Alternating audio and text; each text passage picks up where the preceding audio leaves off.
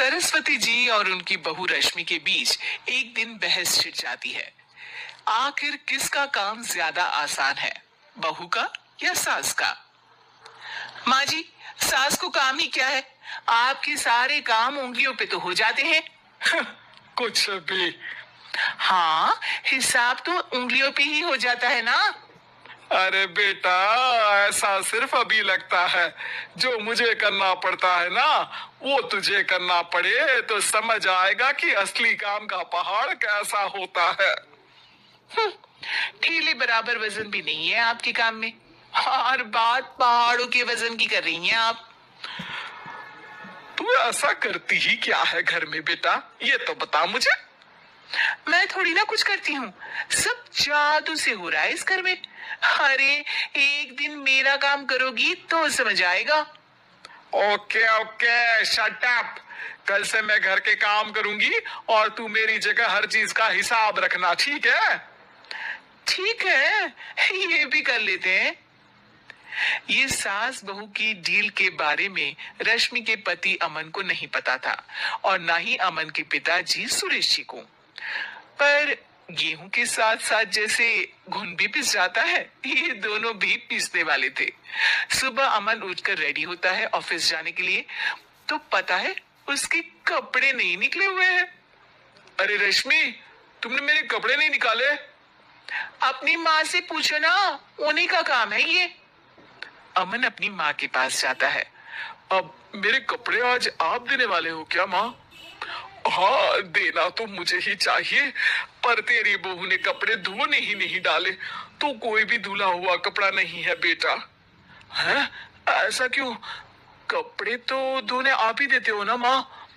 अरे बहू ने तुझे बताया नहीं, अब हम अदल बदल गए हैं। मैं अब बहू और तेरी बीवी सास।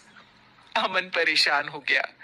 वो बिना इस्त्री के कपड़े पहनकर ऑफिस चला गया। सरस्वती जी अपने घुटने के दर्द के कारण झुककर घर साफ नहीं कर पा रही थी, और ना ही खाना बनाना याद रख पाई। उधर रश्मि पहले ही दिन घर की चाबी घुमा चुकी थी, और 300 रुपए का हिसाब अलग नहीं मिल रहा था। पर दोनों का ही घमंड कैलाश पर्वत से भी बड़ा था, और दोनों ही खेमे एक दूसरे की बात मानने को बिल्कुल तैयार नहीं थे। शाम को जब सुरेश जी और अमन खाना खाने बैठते हैं, तो सरस्वती जी उनके सामने गाजर और पपीते लाकर रख देती हैं। अरे माँ, ये क्या है? ख्याली पुलाव के साथ सलाद। माँ जी खाना बनाना भूल गई लगता है। अरे एक एक चमन्नी का हिसाब है मेरे पास, खाना बनाना कैसे भूल जाऊंगी?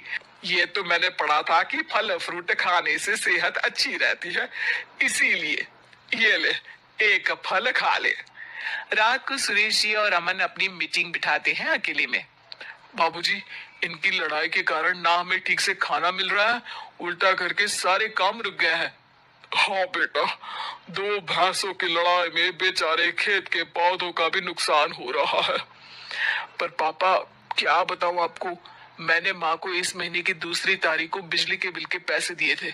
आज बिल भरने के लिए मांगने गया तो पता चला कि रश्मि उन पैसों से गैस सिलेंडर ले आई। अच्छा, तो सिलेंडर के पैसों का क्या हुआ? अब सिलेंडर के तो कोई पैसे नहीं थे बाबूजी, हमारे घर पर गैस की पाइपलाइन लगी है ना। बेटा, इन दोनों का कुछ करना पड़ेगा, नहीं तो अपने घमंड के चक्कर में पूरा घर बर्बाद कर डालेंगे ये दोनों।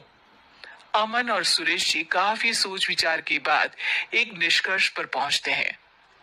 रात ही को दोनों अपनी पत्नियों की अलमारी से नई साड़ी निकालते हैं, और सुबह जब रश्मि और सरस्वती जी उठते हैं तो देखते हैं कि दोनों पति साड़ी पहनकर चढ़ाव पर सब्जियां काट रहे हैं। अरे, ये सब क्या हो रहा है? क्या हो रहा है मतलब? आप दोनों अदल बदल हो सकते हो तो हम क्यों नहीं? अरे क्या मतलब? नहीं नहीं, मेरी भी बचपन से किसी की बहू बनने की इच्छा थी, तो आज से सरस्वती तुम बड़ी बहू, मैं मिडिल बहू और अमन छोटी बहू। अरे लेकिन सब घर पर बैठ जाएंगे तो कमाएगा कौन? ये घर कैसे चलेगा? अब वो तो भैया या बाकी लोग जाने, अब हमने भी अदल बदल कर ही लिया है तो कुछ नहीं हो सकता। रश्मि और सरस्वती जी को समझ में आ जाता है कि उन दोनों की आपस की डील की वजह से इन दोनों को बहुत तकलीफ हो रही है और उनकी ईगो ने दूसरों को कितनी यातनाएं दी है।